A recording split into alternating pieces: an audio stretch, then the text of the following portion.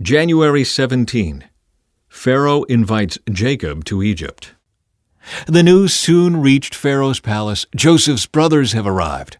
Pharaoh and his officials were all delighted to hear this. Pharaoh said to Joseph, "Tell your brothers, this is what you must do.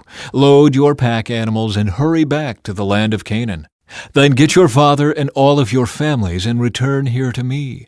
I will give you the very best land in Egypt, and you will eat from the best that the land produces." Then Pharaoh said to Joseph, "Tell your brothers, take wagons from the land of Egypt to carry your little children and your wives, and bring your father here. Don't worry about your personal belongings, for the best of all the land of Egypt is yours." So the sons of Jacob did as they were told.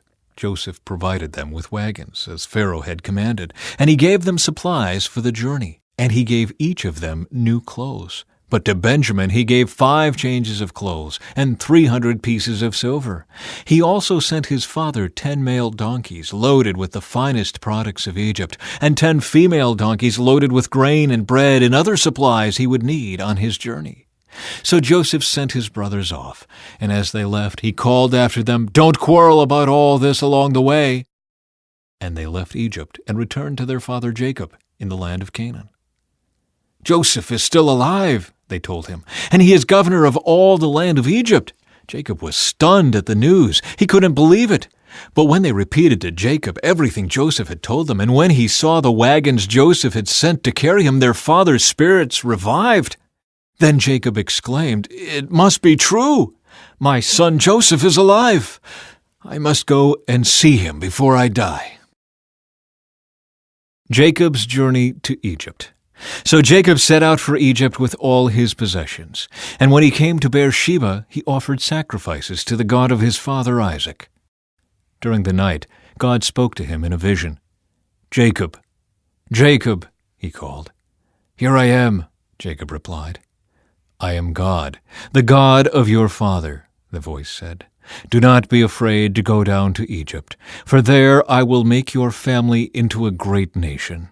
I will go with you down to Egypt, and I will bring you back again. But you will die in Egypt with Joseph attending to you." So Jacob left Beersheba, and his sons took him to Egypt. They carried him and their little ones and their wives in the wagons Pharaoh had provided for them. They also took all their livestock and all the personal belongings they had acquired in the land of Canaan. So Jacob and his entire family went to Egypt, sons and grandsons, daughters and granddaughters, all his descendants. These are the names of the descendants of Israel, the sons of Jacob, who went to Egypt. Reuben was Jacob's oldest son. The sons of Reuben were Hanok, Palu, Hezron, and Carmi. The sons of Simeon were Jemuel, Jamin, Ohad, Jachin, Zohar, and Shaul. Shaul's mother was a Canaanite woman. The sons of Levi were Gershon, Kohath, and Merari. The sons of Judah were Onan, Shelah, Perez, and Zerah, though and Onan had died in the land of Canaan. The sons of Perez were Hezron and Hamul. The sons of Issachar were Tola, Puah, Jashub, and Shimron. The sons of Zebulun were Sered, Elon, and Jalil. These were the sons of Leah and Jacob who were born in Padan Aram, in addition to their daughter Dinah. The number of Jacob's descendants, male and female, through Leah, was 33. The sons of Gad were Zephon, Haggai, Shunai, Esbon, Eri, Eradai, and Arli. The sons of Asher were Imnah, Ishva, Ishvi, and Beriah. Their sister was Sirah. Beriah's sons were Heber and Melchiel. These were the sons of Zilpah, the servant given to Leah by her father Laban. The number of Jacob's descendants through Zilpah was 16. The sons of Jacob's wife Rachel were Joseph and Benjamin. Joseph's sons born in the land of Egypt were Manasseh and Ephraim. Their mother was Asenath, daughter of Potipharah, the priest of On. Benjamin's sons were Bela, Becher, Ashbel, Gera, Naaman, Ehi, Rosh, Muppim, Huppim, and Ard. These were the sons of Rachel and Jacob. The number of Jacob's descendants through Rachel was 14. The son of Dan was Husham.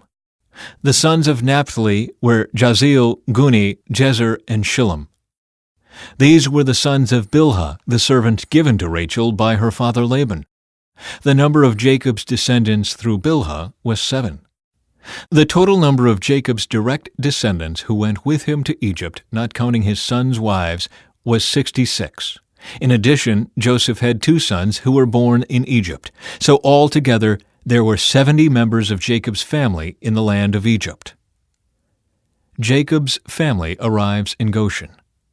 As they neared their destination, Jacob sent Judah ahead to meet Joseph and get directions to the region of Goshen. And when they finally arrived there, Joseph prepared his chariot and traveled to Goshen to meet his father Jacob. When Joseph arrived, he embraced his father and wept, holding him for a long time. Finally, Jacob said to Joseph, "Now I am ready to die, since I have seen your face again, and know you are still alive." And Joseph said to his brothers and to his father's entire family, "I will go to Pharaoh and tell him, 'My brothers and my father's entire family have come to me from the land of Canaan. These men are shepherds and they raise livestock. They have brought with them their flocks and herds and everything they own.'" Then he said, "When Pharaoh calls for you and asks you about your occupation, you must tell him, 'We, your servants, have raised livestock all our lives, as our ancestors have always done.' When you tell him this, he will let you live here in the region of Goshen, for the Egyptians despise shepherds." Jacob blesses Pharaoh. Then Joseph went to see Pharaoh and told him, "My father and my brothers have arrived from the land of Canaan. They have come with all their flocks and herds and possessions, and they are now in the region of Goshen." Joseph took 5 of his brothers with him and presented them to Pharaoh. And Pharaoh asked the brothers, "What is your occupation?" They replied, "We, your servants, are shepherds, just like our ancestors. We have come to live here in Egypt for a while, for there is no pasture for our flocks in Canaan. The famine is very severe there, so please, we request permission to live in the region of Goshen." Then Pharaoh said to Joseph, "Now that your father and brothers have joined you here, choose any place in the entire land of Egypt for them to live. Give them the best land of Egypt, let them live in the region of Goshen, and if any of them have special skills, put them in charge of my livestock too."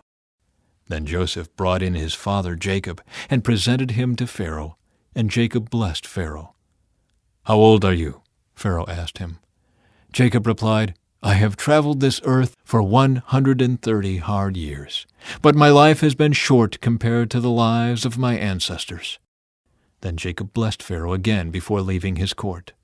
So Joseph assigned the best land of Egypt, the region of Ramesses, to his father and his brothers, and he settled them there just as Pharaoh had commanded. And Joseph provided food for his father and his brothers in amounts appropriate to the number of their dependents, including the smallest children. Joseph's leadership in the famine.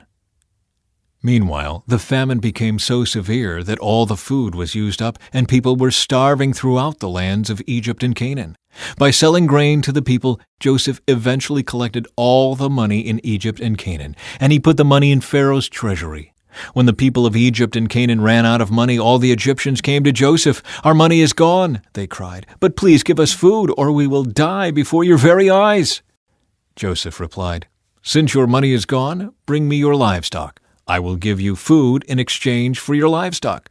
So they brought their livestock to Joseph in exchange for food. In exchange for their horses, flocks of sheep and goats, herds of cattle and donkeys, Joseph provided them with food for another year. But that year ended, and the next year they came again and said, "We cannot hide the truth from you, my lord. Our money is gone, and all our livestock and cattle are yours. We have nothing left to give but our bodies and our land. Why should we die before your very eyes? Buy us and our land in exchange for food. We offer our land and ourselves as slaves for Pharaoh. Just give us grain so we may live and not die, and so the land does not become empty and desolate." So Joseph bought all the land of Egypt for Pharaoh. All the Egyptians sold him their fields because the famine was so severe, and soon all the land belonged to Pharaoh. As for the people, he made them all slaves, from one end of Egypt to the other.